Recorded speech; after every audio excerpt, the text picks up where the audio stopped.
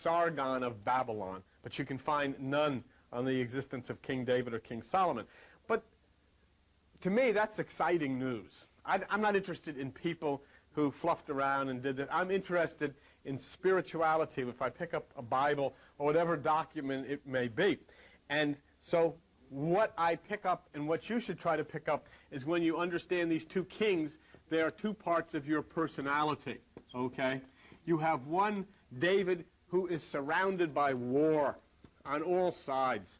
And for the fact that he's surrounded by war on all sides, he cannot build the temple. And you have the other one, Solomon, whose name means peace, and he indeed builds the temple. So right away, you have an understanding that what this represents is the mind, the mind where the wars rage, the temple will never be constructed within, but where there is peace, then the temple can be built. Solomon built God's temple, according to the Bible, which is part of this allegory. But Solomon is a part of us that's very interesting, because what happened is, after he built the temple, as many of us do in our meditation, he became distracted by other things. He became distracted through himself, through the things around him, through the physical things around him, and he turned away from the temple, see? Because we all desire to have things, and that's fine, and I do too. But when we depend on our lower self instead of our higher self, then we are Solomon, and suddenly, even though we built the temple, we're too busy for the temple. We know where the temple is, we know how to get to the temple, but we're too busy to go there, because we have so many other things to do. And you would be surprised. I could show you, even in this place here, where on Tuesday nights, we used to have people stacked up in the corners and laying all over the place. They couldn't wait to get to the temple. And though they found the temple, then after, they became too busy for it. They have too many other things to do. Just come on television or whatever. But the point that I'm trying to make here is something happened to Solomon in this parable or this allegory. Something came between him and God. Something came between him and the divine mind in the same way that things come between me and meditation, or things come between you and meditation. Something happened. And the Bible has an extremely clever and beautiful way of identifying it. If you look with me, I think you'll find it very interesting. Go to page 303 in the little Bibles that you have. And it's interesting if you could open it up and just take a look at it and see what it says. All right? Page 303. And it is 1 Kings, and it's chapter 10. Now, remember what I'm saying here. And this is why it's important for you to see for yourself. The Bible is not a history book. The Bible is not a book of drama. It's not written by a Tennessee Williams or you can think of some of the famous authors that you might have read about. It's something special. It's not something to be recited in churches. It's deeply mystical. And it tells you in no uncertain terms what goes on if you're only wise enough and have the eyes to open up and look. What got between Solomon and his ability to work with the temple, and the same thing that gets between us. Page 303, 1 Kings chapter 10, verse 14. Now the weight of gold that came to Solomon in 1 year was 600. Watch me. 3 score is 3 times 20, which is 60, and 6. What was it? 666. Do you see that? Do you see that?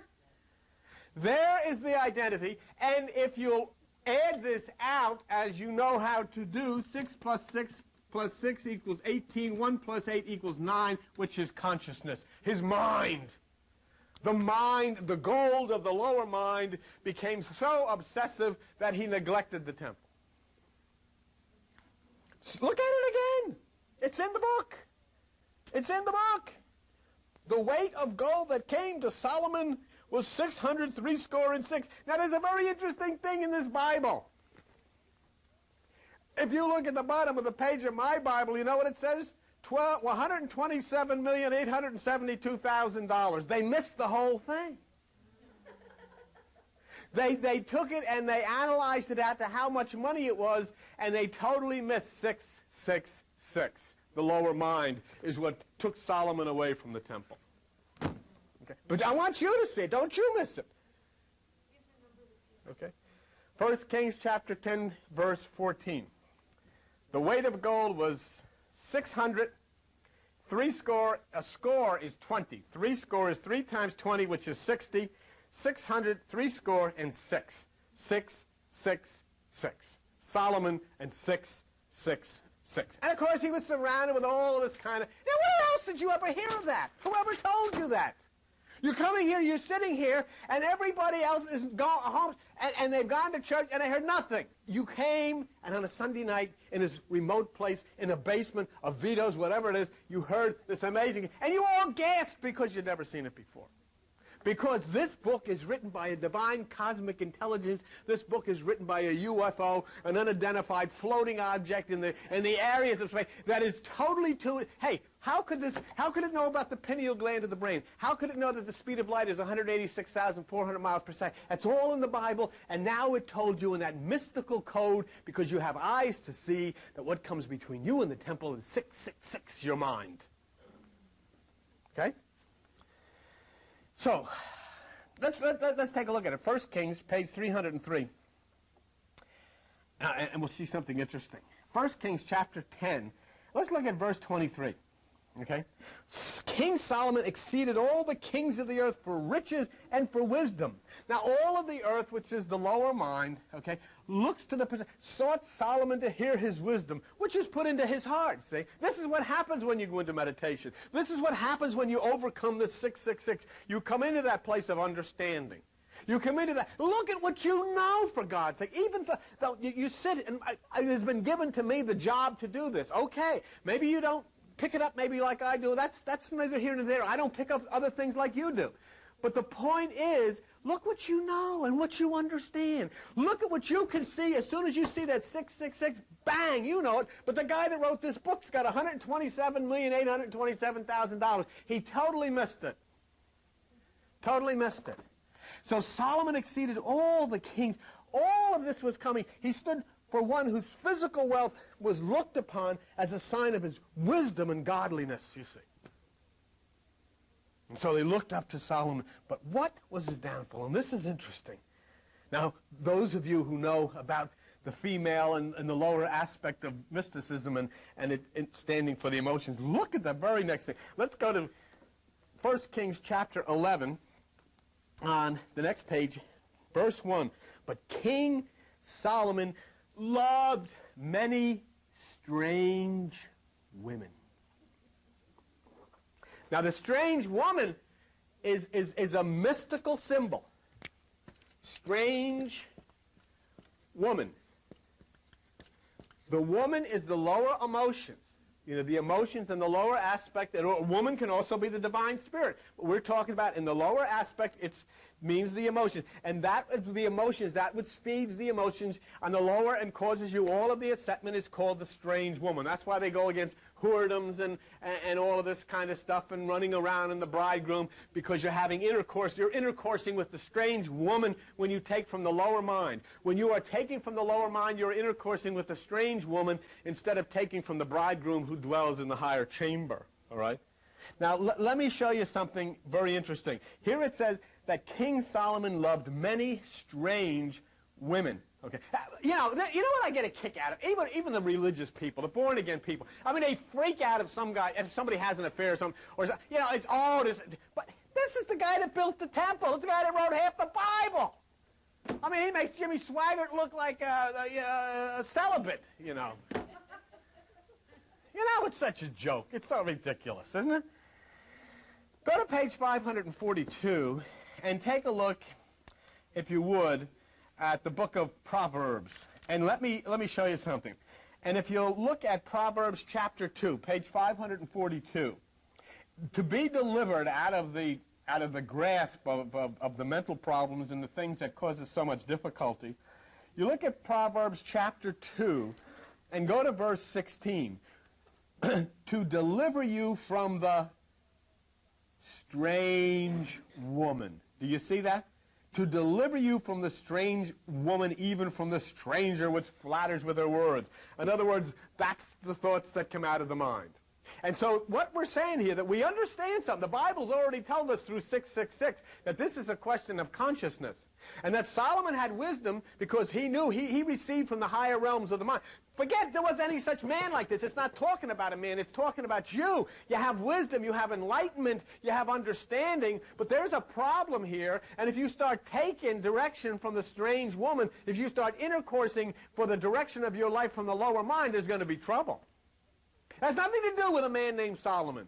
It has to do with you and me. This is a psychology course that you're taking right now. It's a psychology course, and it's given by the supreme cosmic teacher of the ages, and he uses the names of Solomon and David to set up an allegorical way that you can think of a story. But forget these people. It had nothing to do with it. They didn't even exist. It's talking about you who come into that realm of meditation. You begin to understand the ways of peace, but now you turn to the strange woman, which means the emotions of the lower mind.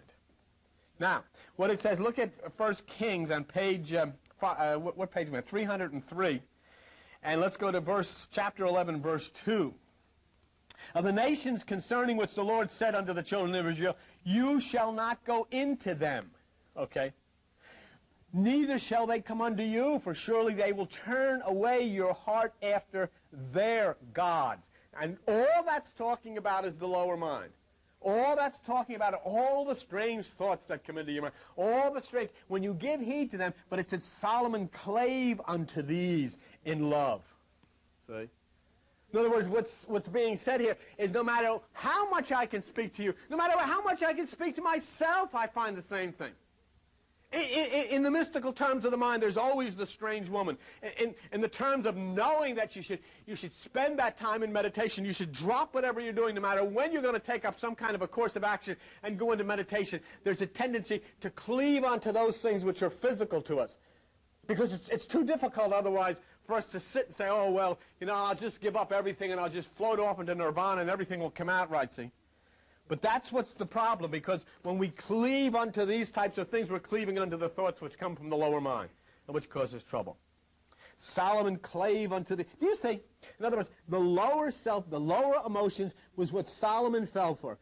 He who had built the temple left the temple. But it's not talking about him, it's talking about you and me. You know better. We all know better.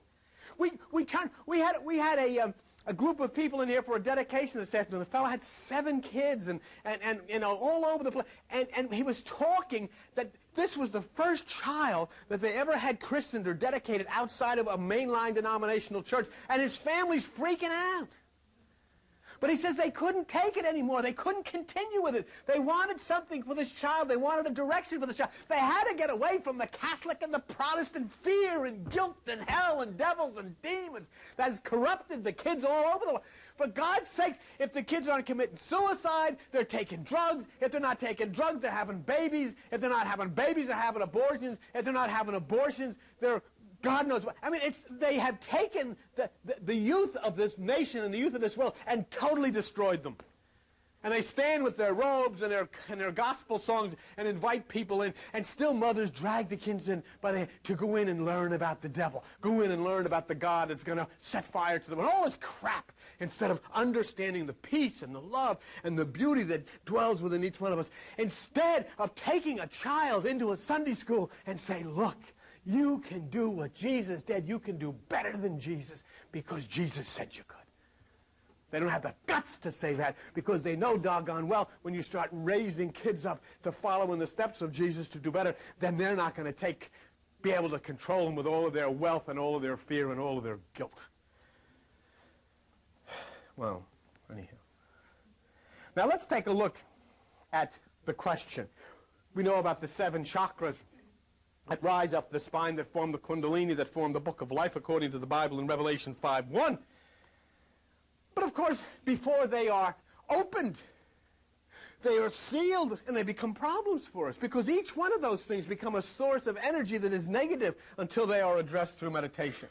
And look at it says in chapter 11 of 1 Kings of Solomon, chapter 11, verse 3, and he had 700 wives. Do you honestly think? Come on. Yeah, we're coming home tonight. Where's Lorraine? 699, and she's where the heck is she? You see? Yeah.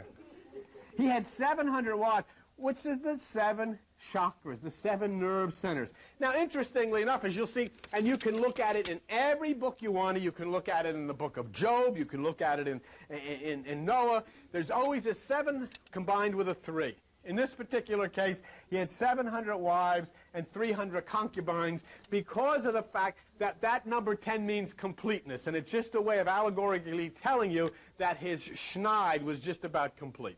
He was going under. He was going under. Now look at 11:4.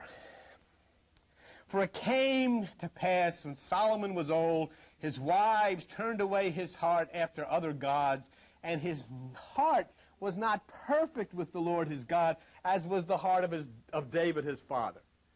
Isn't that interesting? His father was on the roof of his house spying on a lady taking a bath. He had sex with her, made her pregnant, committed adultery, and then in order to get out of it, he tried to con her husband into coming home and sleeping with her. And her husband says, I can't, I have to stay with my soldiers. So David figured, well, okay, we'll take care of this another way. He put him in the front lines, and the guy got his head blown off. And this is the guy that was perfect in the sight of God. And you worry about your sins. And these are Bible heroes, these guys. I mean, I'm telling you the truth. These are the stories here. These are your heroes. See? Oh, son of David. The guy was an adulterer and a murderer. He was perfect in the sight of God. This guy didn't make it. This guy had 700 wives. A little too much, you know. 500, all right, but 700, you've gone too far. But he did evil in the sight. Look what it says. And Solomon did evil, verse 6, in the sight of the Lord, and went not fully after the Lord, as did David his father. Okay? And basically, the key line there is went not fully after the Lord. You go fully after the Lord when you meditate. When you're into meditation and you're giving your time to listening to that which is coming from the right side, then you're going fully after the Lord. Okay? Now, here's the intro. Here we go. This is really good stuff. Do you understand that you're not taking this as two guys, but you're taking this as yourself, and you're taking this, the identity of these people, as parts of your mind? Look at 1 Kings chapter 11, page 300, whatever it is, verse 7. Now watch this. Then did Solomon build a high place for Shamash. Okay? A high place for Shamash. The word Shamash means the destroyer. The destroyer. That's what the word Shamash means. And what did he do? He built a high place for Shamash. Notice the high place. This means the mind of Solomon, our minds, become consumed by the outside desires that will eventually destroy us. And they will. They'll destroy the family. They'll destroy the health. And it doesn't make any difference. And you don't do it intentionally. You don't do anything to try to destroy anything. It just happens that if you're not on guard and you give that which is the authority within you over to the lower, you bring your emotions into this. It overrides that which is the divine aspect of the meditation. Shamash starts to rule in your life, which is the destroyer, and it will destroy your life. It doesn't make any difference what you do. Unless you leave it, come down from the mountain of Shamash, back into the temple of the God who dwells at the right side. There's no way. I don't care what church you go to. I don't care whether you're Protestant, Catholic, what religion you belong to. This is Solomon you're talking about. You're talking about going to church and deciding which church you're going. You're talking about the guy that's put in the Bible as King Solomon, the man of wisdom, the one who wrote all of the books and the Psalms and all of this stuff. And he was taken over by Shamash, which is the destroyer, because he let his guard down. Because he let us go. And this is what the book is talking to you about. What it says here. Solomon built a high place for Shamash, the abomination of Moab, in the hill that is before Jerusalem, and for Molech. Molech is the one who destroys children. That's what it means. They threw him in the fire of Molech, the destroyer of children, the destroyer of the things that are born out of your mind, the new things that come out of your mind. Look what has happened. Listen what we've got so far. You come into meditation, you understand your meditation, you find the temple because you have come in and you found the peace. Whether it be with Vangelis, whether it be with Kataro, whether it be Om, whether it be in a book, whatever it was, somewhere you found that temple, and you built that temple in the peace of the divine mind. And after the temple was built, you started to turn, and you started to open yourself to those things which came from the emotional nature. And before you know it, there was an altar built within you to Shamash, because you were set up to be destroyed. You weren't paying any attention to it anymore. It wasn't that important to you anymore. And the Bible in this book is simply saying to you, once that moves in, you're going to be destroyed. And what it means here, that our minds become consumed by these outside desires, and they are the things that destroy. Because each one of us has tasted the good wine of meditation. We have seen things change, and there's so many that are not here, but those who have come through this door have seen their lives change positively. I was talking to somebody today that's having so many problems. Even though she comes here, meditates, having so many problems. But you know, as I stood and listened for a few moments, you know what's at the root of the problems? What her family thinks. Her family thinks she's joined a cult because she comes here. This is devastating her. Even though she knows this is right, even though she knows that it's true, she's bombarded because she stepped away from all of that stuff which tradition follows. And so Shamash is starting to erect an altar within inside of her, which is being built by her family. Because she's listening to it, and she's open to it, as opposed to the people who brought their child in here to be dedicated. None of the family came. The mothers didn't come, the uncles didn't come, the aunts didn't come, because they stepped outside. But the people came anyhow. They took a step anyhow. They brought the child in here. Nobody came to see this but the godmother and the godfather and their 7 children. That was good enough for them. They couldn't take it anymore with the religion and the guilt and the fear and the destruction of young lives that it rages all over the world. They stepped outside of it. And so basically that's what this is all about. Things happened that were positive, but we started looking at the things, and we started looking at the things on the outside, and the things at the outside became more important than the things of the inside. The things that destroy became much more important than the things that heal. Because after the good things come through meditation, and we turn away to the lower things, then the trouble soon comes. But it's hard for us to admit it then. Did you ever notice that? Once a person turns onto it, then they leave it, it's very, very hard to come back. Because they'll never admit, never ever admit, that it was turning away from the meditation that caused the problem. Never admit it. Say, oh, it's something else, or something I did, or something. It never admit that I was plugged into this, and things were starting to turn in the right direction, and I came a cropper because of all of the conflicts of the mind, and so something happened. They'll never admit it. But now watch what happens here. 1 Kings chapter 11, let's go to verse 11. And look what it says. Wherefore the Lord said unto Solomon, for as much as this is done by you, you haven't kept my covenant, my statutes, I will surely rend the kingdom from you, and I will give it to your servant. The thing that is inside of you that you're supposed to be controlling is going to have control of you. That thing that you're supposed to have dominion over, the animal nature within you, is going to have dominion over you. Not because there's any God that's making it that way, but because we have turned. We have built the temple, now we left the temple. And that's what the story's about. Now look at, here's something interesting.